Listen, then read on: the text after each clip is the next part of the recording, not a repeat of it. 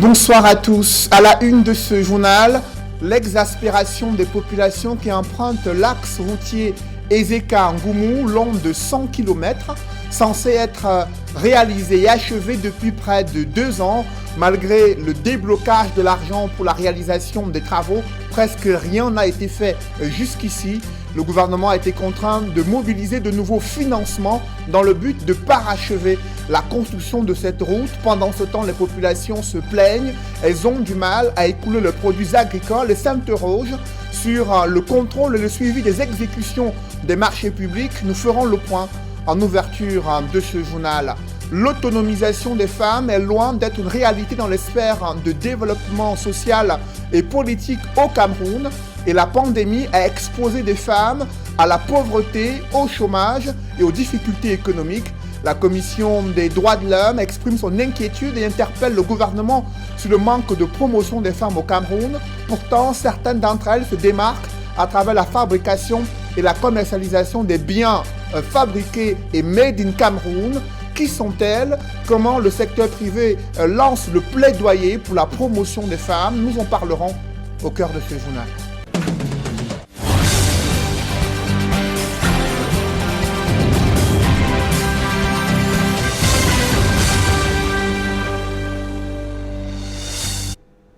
Merci de suivre cette édition complète de l'information sur Equinox Télévision.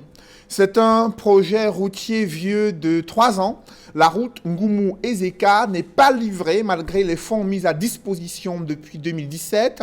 Le gouvernement a été contraint de mobiliser de nouveaux financements afin de poursuivre les travaux de construction de près de 100 km de route, un axe censé désenclaver les départements du Nyong-Ekele et celui de la Meufou et à Kono. Cependant, les populations notent que plusieurs tronçons se sont dégradés, les empêchant d'écouler leurs produits agricoles et compliquant la mobilité dans cette partie de la région du centre. C'est le constat que font Joël Niem et Donald Brice Kamgang dans ce reportage. Voici la route Ngoumou-Télé-Makak-Ezeka, 83 km.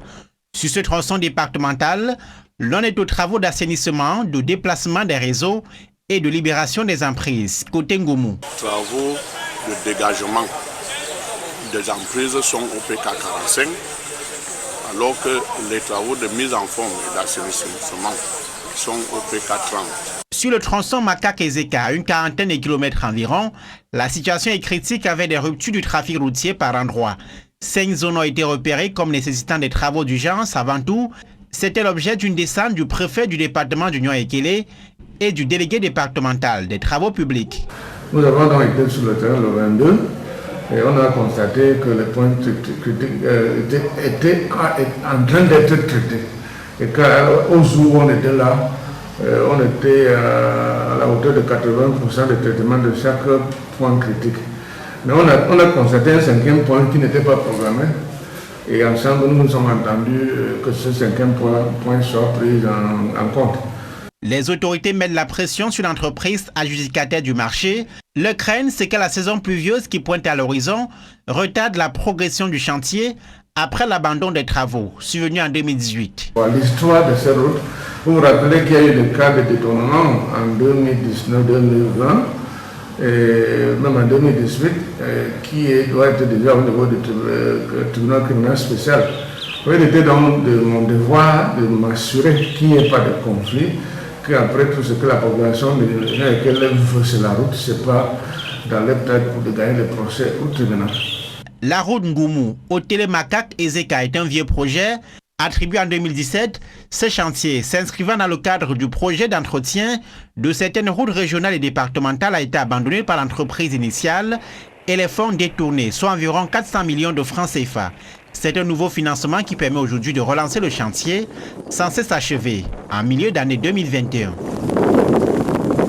Selon la Commission nationale des droits de l'homme, l'autonomisation des femmes est loin d'être une réalité au Cameroun. Dans une déclaration en cette semaine de promotion des droits de la femme, la Commission nationale des droits de l'homme interpelle le gouvernement sur le manque de promotion des femmes dans les sphères de développement économique, social et politique. Illustration dans le secteur économique, là où des femmes se démarquent à travers la fabrication et la commercialisation des biens made in Cameroun. Made in Cameroun exposé grâce à la commission entrepreneuriat féminin du JICAM dans l'objectif de valoriser ces femmes qui entreprennent et qui mettent en avant le savoir-faire camerounais. D'autres précisions avec Kediara dans ce reportage. À quelques jours de la célébration de la Journée internationale des droits de la femme, les femmes camerounaises entrepreneurs valorisent le Made in Cameroun à travers l'exposition de leurs talents. Vous êtes un fan de banane plantain sous toutes ses formes, mais saviez-vous que le plantain peut être consommé en vin de table, jus ou utilisé comme savon? Si l'idée vous paraît abusée, ce n'est pas le cas pour cet entrepreneur qui en fait un modèle de vie. Le plantain est tellement riche et diversifié que on pourrait écrire toute une histoire à travers le plantain. Ces produits, connus par certains, restent un mystère pour d'autres qui, par curiosité, deviennent de véritables abonnés. Produisons du vin de plantain que vous avez vu là, 100% local. Nous avons des jus de plantain, du vinaigre de plantain que vous voyez là. Le charbon dentaire, c'est le charbon actif à base de plantain. Nous avons les thés que vous voyez là, à base de fleurs de plantain. Toujours dans le champ des produits originaux qui forcent le respect de la clientèle, des saucisses faites à base de poissons d'eau douce qui commencent à faire des fidèles. Ce d'autant plus que les concepteurs de ces produits valorisent également le secteur de la pisciculture. L'idée nous est venue du fait que le secteur halieutique au Cameroun est encore un secteur primaire.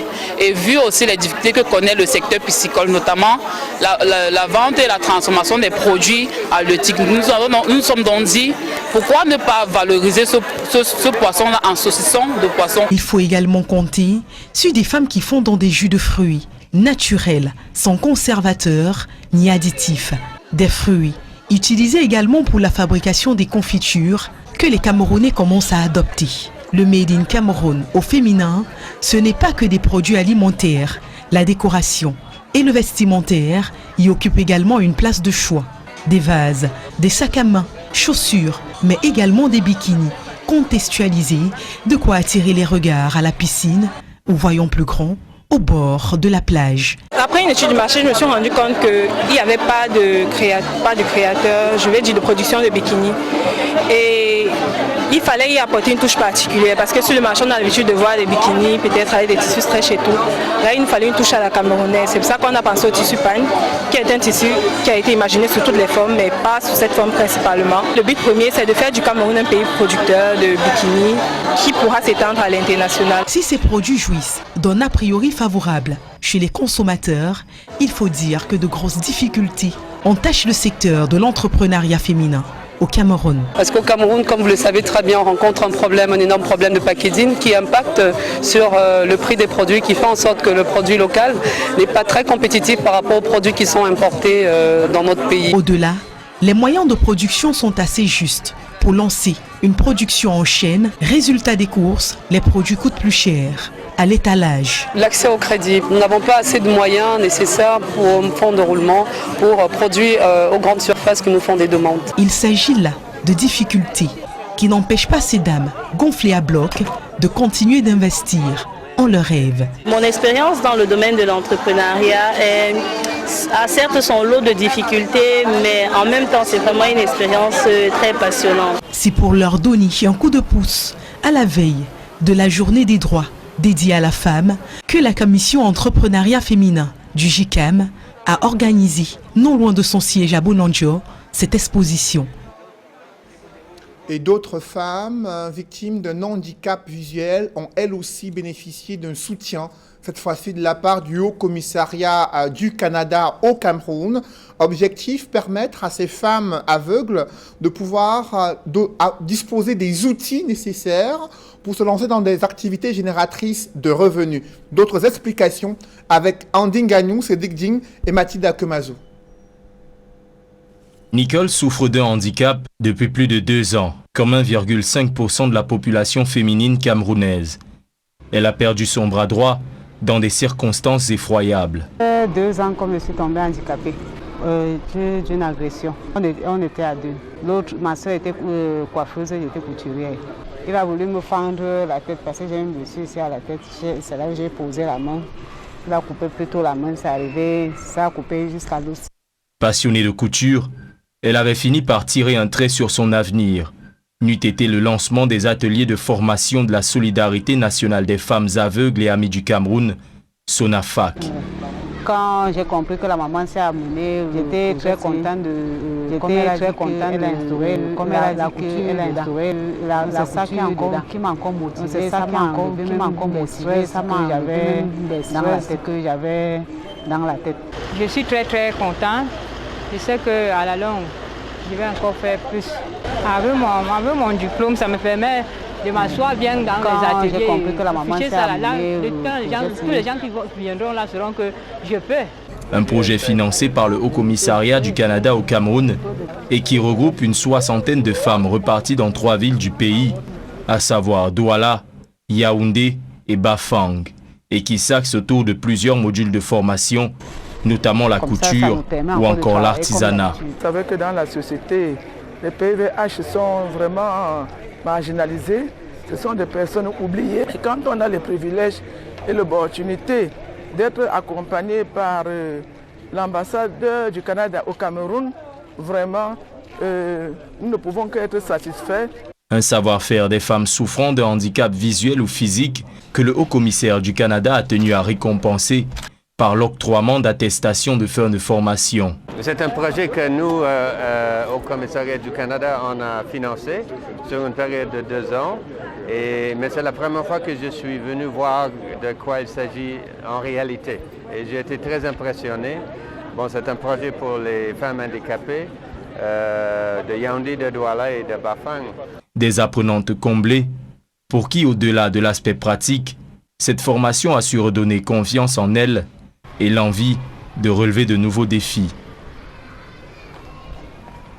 Le torchon brûle entre les autorités administratives et municipales dans la ville de Douala. La pomme de discorde, c'est le fonctionnement des écoles maternelles en pleine crise sanitaire. Accusé d'incompétence et sommé de réouvrir les écoles maternelles, le maire de Douala 1er dénonce l'immixtion abusive d'une certaine administration dans la relation qu'elle devrait entretenir avec les collectivités territoriales décentralisées. Pour Lengue Malapa, il dit avoir toute la légitimité de procéder à la fermeture temporaire des écoles maternelles, car il a constaté sur la base des rapports un fort taux d'absentéisme pour cause de grippe, fièvre et tout observé chez les enfants. L'objectif recherché de la fermeture temporaire des écoles était de protéger les enfants vulnérables dans ce contexte de crise sanitaire, éviter les risques de propagation du virus de la grippe et désinfecter les écoles. Contrairement aux déclarations des administrations dans la ville de Douala, le maire estime que la réglementation en vigueur lui confère les prérogatives de veiller au bon fonctionnement des écoles maternelles. À ce titre, le maire affirme que les multiples sorties des autorités administratives ne sont qu'une tempête dans un verre d'eau. Lengue Malapa va plus loin en s'interrogeant sur qui souffre d'incompétence en prenant des décisions créatrices de malaise social dans la ville de Douala. Parlons à présent de cette rigueur dans l'application des mesures barrières. S'achemine-t-on vers une rigoureuse instruction dans l'application de ces mesures barrières? Rien n'est moins sûr. Autorités administratives multiplient les rappels à l'ordre. Le gouverneur du centre insiste sur la réduction du nombre de participants aux réunions et autres manifestations publiques. Paul Nasseri Beya a profité d'une cérémonie de remise des équipements de protection au personnel de santé pour appeler la population à une prise de conscience face à la résurgence du Covid-19. Je vous invite à suivre Paul Nasseri Beya, gouverneur du centre. Nous disons que Corona existe et c'est réel, et que cette deuxième vague est très forte et que ça doit être ralenti par nos actions, par l'action de nous tous, pas seulement le gouvernement. Donc les mesures barrières édictées par le gouvernement doivent être strictement observées. Donc maintenant, il est proscrit d'avoir des réunions de plus de 50 personnes. La distanciation sociale est remise, le port de masque et le lavage de mains et l'utilisation de gel hydroalcoolique au cas où on n'est pas là où il y a l'eau courante. Donc toutes ces mesures doivent être strictement respectées pour pouvoir donc endiguer et réduire cette propagation de cette pandémie. Restons dans la capitale Yaoundé, là où un présumé escroc est aux arrêts. C'est un Camerounais se présentant comme un naturopathe installé en Centrafrique. Il est accusé d'avoir utilisé des produits et subterfuges pour endormir son patient et lui soutirer une grosse somme d'argent. Activement recherché par Interpol, il a été interpellé grâce à l'intervention des éléments de la brigade de gendarmerie de Lonkak à Yaoundé. D'autres détails avec Joël Essengue et Gizogo. Ce Camerounais était jusqu'ici connu comme naturopathe, offrant ses services jusqu'en République centrafricaine. Désormais, il est aux arrêts pour escroquerie. Son mode opératoire, il explique, après son interpellation par les éléments de la brigade de gendarmerie de Lonkak à Yaoundé, sous la coordination du commandant de la Légion de gendarmerie du centre. Moi, étant naturopathe, j'ai administré une dose de 2 ampoules de diazépam au patient pour qu'il s'endorme. Et c'est là où j'ai pris de l'argent. Ce que j'ai fait, c'est ce que je vous dis. Je lui ai administré 2 ampoules de diazépam. Dire que je lui ai injecté un produit pour qu'il s'endorme pendant des jours, non. C'est grâce aux informations glanées auprès des voisins de la victime que le présumé escroc a pu agir. Oui, la scène s'est déroulée dans la ville de Bangui. C'est un monsieur que j'avais l'habitude de soigner. Il m'a appelé comme il avait l'habitude de m'appeler pour lui faire les soins. C'est donc une information de la part de l'un de ses voisins. Il m'a dit qu'il avait de l'argent et qu'on pouvait faire une opération pour prendre de cet argent. Nous avons fait l'opération. Nous avons pris l'argent. L'argent était 16 300 000 francs. Arrivé à Bangui en 2017, il avait fini par gagner la confiance de ce ressortissant centrafricain, ici en image. Par ailleurs, son patient, en éloignant de lui son compatriote qui l'a introduit auprès de ce dernier. Au sujet de la somme d'argent distraite, les deux parties sont loin de s'accorder. Le présumé escroc parle de 16 millions de francs CFA, tandis que la victime avance la somme de 40 millions de francs CFA.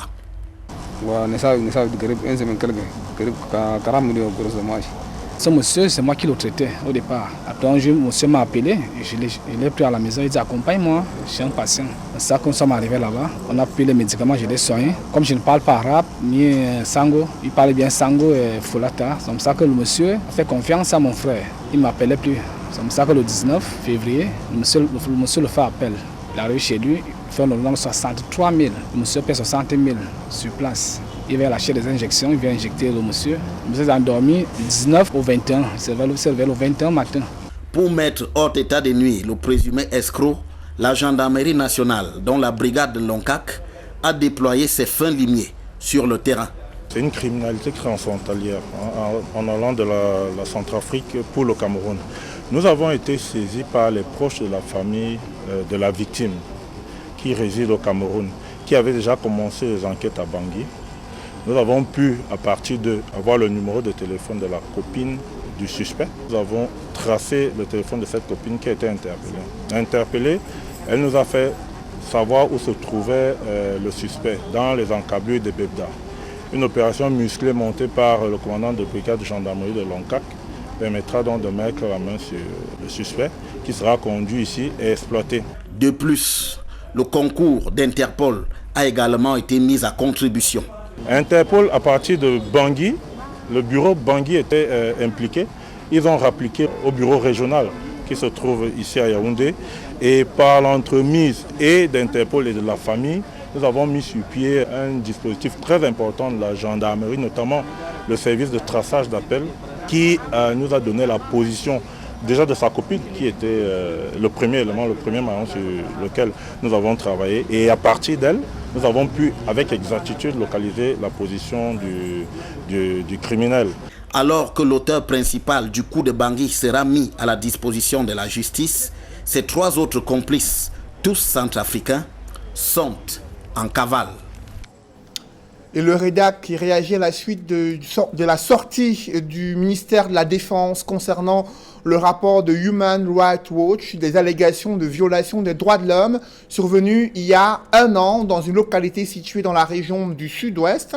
Le REDAC estime que le gouvernement doit aller plus loin en mettant sur pied une enquête indépendante afin de faire toute la lumière sur les accusations et autres témoignages des populations qui estiment être victimes de violences durant un raid militaire, ce que dément l'armée camerounaise dans son communiqué. Je vous invite à suivre un extrait de l'intervention de Maximilienne Ngombe, directrice exécutive du réseau des défenseurs des droits humains en Afrique centrale.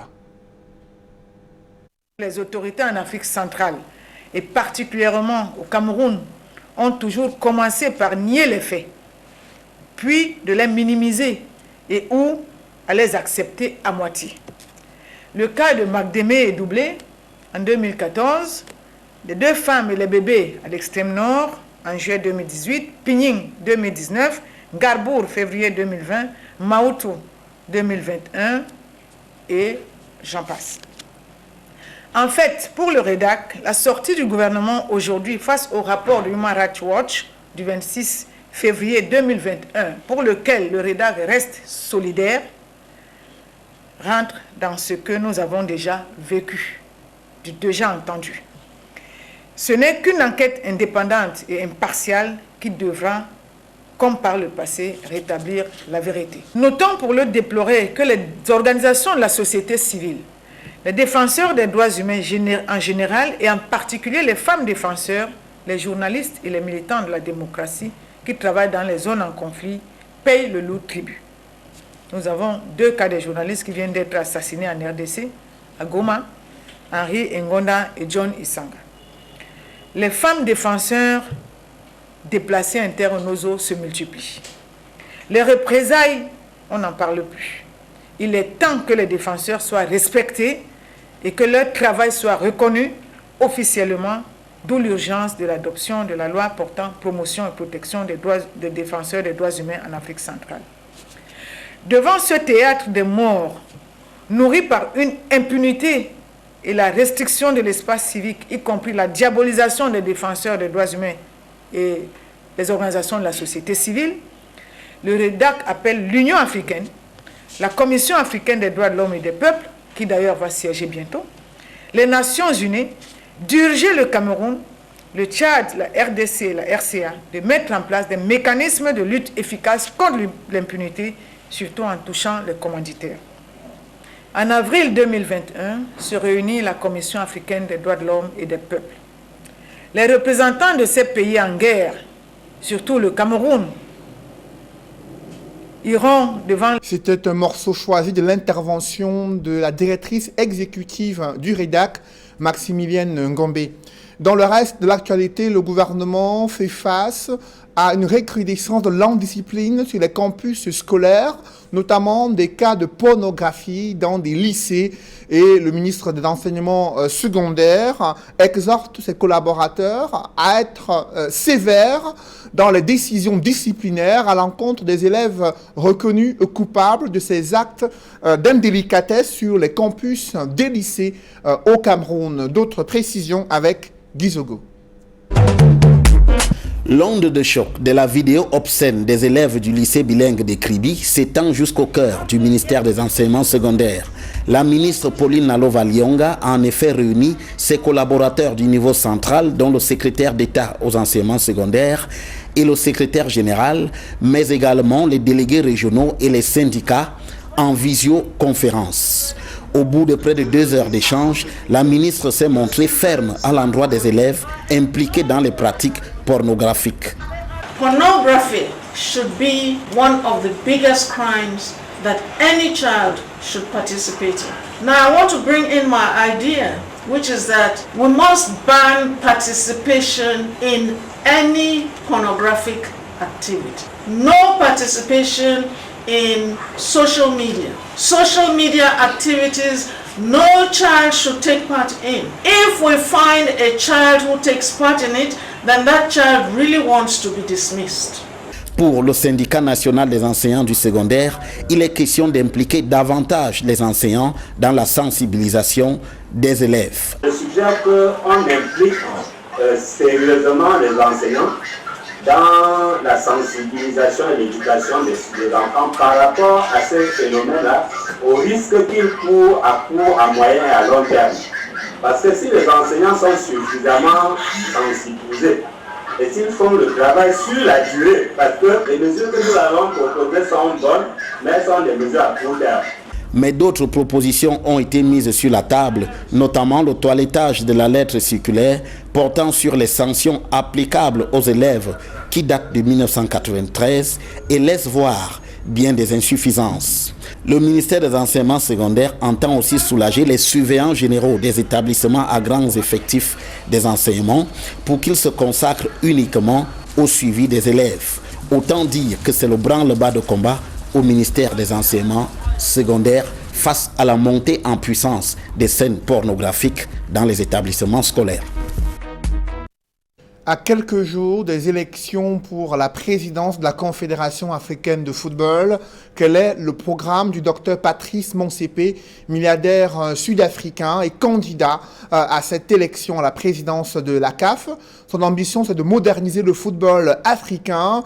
Il a présenté son programme en 10 points. D'autres détails avec Innocent Abega et Jean-Paul Chouniat. Dans son plan de campagne pour accéder à la présidence de la Confédération africaine de football, le docteur Patrice Motsepe résume en 10 points clés sa vision pour le football africain de demain. Et le premier chantier pour le milliardaire sud-africain, c'est investir dans le développement et la croissance du football sur le continent. La première étape de ce vaste processus s'inscrivant sur la durée, le président de Mamelodi Sundowns se donne 9 à 12 mois pour diagnostiquer le mal réel du football dans les 54 fédérations membres de la CAF, afin de mettre en œuvre des projets de développement adaptés. Beaucoup d'entreprises au monde veulent financer le football, mais elles veulent être sûres que cet argent ne sera pas détourné par les dirigeants du foot et que l'argent servira évidemment au développement et à la croissance du football en Afrique. Dans un environnement de foot business, où les pays africains ont plus que jamais besoin des moyens financiers colossaux, Patrice Motsepe l'Africain voudrait surtout et davantage nouer des partenariats équipe-entreprise et ainsi assurer à moyen et à long terme une autonomie financière des fédérations et clubs sur le continent. Autre chose à faire, c'est de repérer les pays où l'exploitation des infrastructures pourrait générer des fonds sur la durée grâce au partenariat avec des entreprises. Dans cette rubrique développement des infrastructures, Patrice Motsepe met en avant la jeunesse, gage de la pérennité du football africain. Ainsi, il envisage promouvoir le football à la base, en dotant les écoles en terrain de foot. Le premier milliardaire noir de la nation arc-en-ciel prévoit des appuis financiers aux 6 associations sous-régionales et zonales pour organiser et accueillir des compétitions nationales jeunes de moins de 15 ans, moins de 17 ans et moins de 20 ans. Il faut augmenter les primes des compétitions, la CAN, les coupes de la CAF. En tout cas, tout ça va être restructuré d'ici 2 ans. La CAN aussi bien que la Champions League, les autres. Dans cette promotion du sport roi, le football féminin est au cœur des préoccupations de Patrice Motsepe. Il compte mener des consultations approfondies avec les parties prenantes pour une évaluation des conditions existantes et engager des réformes. Au point 7 sur l'arbitrage, Motsepe entend mettre un accent sur l'intégrité et le professionnalisme des hommes du sifflet, leur indépendance d'esprit dans la prise des décisions sur le terrain. De même annonce-t-il qu'une place de choix sera réservée à la promotion et la formation des arbitres féminins pour le haut niveau. Raison toute trouvée de parachever la mise en œuvre de l'assistance vidéo dans les compétitions seniors. Dans son programme, le candidat à la tête de la CAF entend surtout engager des réformes statutaires pour améliorer et renforcer l'efficacité administrative, managériale et opérationnelle, et ainsi éradiquer les scandales financiers devenus monnaie courante au sein de la Confédération africaine de football et les fédérations nationales. Patrice Motsepe annonce à cet effet la création d'un groupe de travail composé de 6 présidents d'associations régionales ou zonales, le président de la CAF et ses vices, une unité de veille pour le développement stratégique du football sur le continent. Aussi, conclut Patrice Motsepe, si cet ambitieux programme est mis en œuvre, le football africain est promu à un avenir radieux. Des publi-reportages dans ce journal, Orange Cameroun lance une nouvelle plateforme digitale afin de faciliter les transactions et permettre à ses différents abonnés et clients d'obtenir des facilités sur le plan digital. D'autres précisions dans ce reportage. Toujours présente là où le besoin se fait pressant, la Fondation Orange compte faire plus. Pour permettre à tous les porteurs de projets qui la sollicitent de les déposer là où il faut, la Fondation Orange a créé une plateforme numérique accessible à tous. Il existe désormais une plateforme de dépôt des projets en ligne. Donc, pour tous ceux qui souhaitent, n'est-ce pas, être accompagnés par la Fondation Orange pour la mise en œuvre de leurs projets, afin d'améliorer les conditions de vie de leur communauté ou d'un groupe d'individus vulnérables, ils peuvent saisir la Fondation Orange en déposant directement leur projet dans l'outil mis à leur disposition. Il s'agit pour nous de nous rendre plus accessibles aux porteurs de projets à travers le pays, de faciliter la traçabilité, de faciliter la gestion, n'est-ce pas, du processus de sélection de projets de bout en bout, et aussi d'améliorer la transparence de la gestion des projets reçus par la Fondation Orange Cameroun. Cette plateforme garantit à ses utilisateurs l'arrivée à bon port de leur dossier. Dorénavant, tout porteur de projet recevra automatiquement un accusé de réception au dépôt de son projet. Et par la suite, lors du traitement, il recevra aussi des alertes lui permettant de connaître à quelle étape se trouve son projet. Ce n'était pas possible quand on recevait des documents physiques. Parce que le volume de documents physiques, des fois sans adresse retour, des fois sans courriel, ne nous permettait pas d'apporter automatiquement une réponse à tous ceux qui déposaient des projets à notre niveau.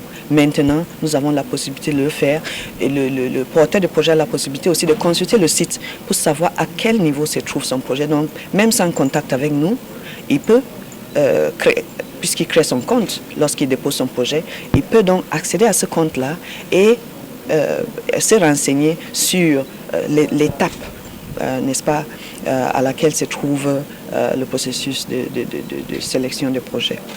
La plateforme baptisée Optimi est facile d'accès. C'est une plateforme digitale, donc c'est en ligne. Il faut une connexion Internet, il faut un ordinateur ou un smartphone ou une tablette. Il faut pouvoir créer un compte, donc on le crée tout simplement avec son adresse email et en choisissant un mot de passe. Et par la suite, on suit les différentes étapes du formulaire qui est déroulé pour déposer son projet. Si vous allez sur nous contacter, sur le site de la Fondation Orange Cameroun, vous avez déposé mon projet, vous cliquez sur déposer mon projet et ça vous ouvre la plateforme pour le dépôt de votre projet. Désormais, c'est le seul moyen pour les porteurs de projets de les faire parvenir à la Fondation Orange. La plateforme ne peut enregistrer que les dossiers complets. Chaque année, la Fondation Orange finance plusieurs projets dans les domaines de l'éducation, la santé, la culture et bien d'autres. Toujours prompte à voler au secours des couches vulnérables, la Fondation Orange n'hésite pas à faire le tour du Cameroun, même dans les zones les plus enclavées, pour redonner du sourire aux populations. Ça fait 1 an qu'il a fait ses preuves dans une ferme située dans le CAM. Il s'agit du biodigesteur Home Biogaz de Green Home, un outil permettant de transformer les déchets organiques en engrais biologiques et en gaz de cuisson. Reportage. Le journal, merci de l'avoir suivi. Juste après cette édition de 20h, retrouvez Serge Alain Otto et ses invités en direct de Yaoundé pour le débrief du journal sur le plateau d'Equinox Soir, en direct de la cité capitale, Yaoundé.